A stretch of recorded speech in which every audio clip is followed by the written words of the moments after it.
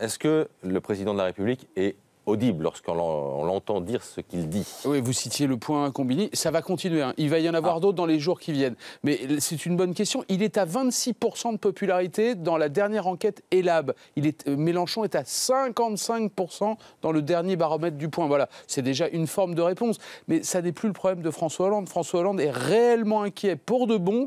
Pas seulement, comme ça a été le cas jusqu'à présent, à cause du score de Marine Le Pen et du Front National, il pense sérieusement qu'elle peut gagner l'élection présidentielle. Il est inquiet parce que l'alternative qui se présente, c'est Jean-Luc Mélenchon. Qu'est-ce qu'il regarde, François Hollande? Il regarde ce qui s'est passé depuis septembre. Lui-même n'a pas pu se présenter.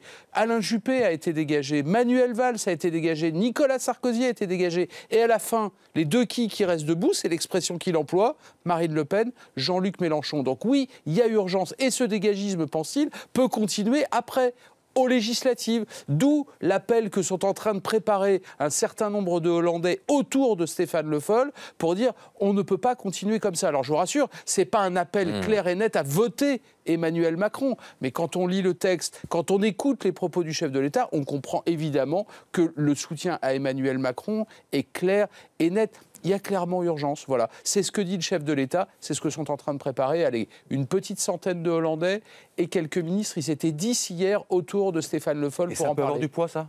Ah, je pense que ça peut avoir du poids. Pas forcément maintenant avant le premier tour.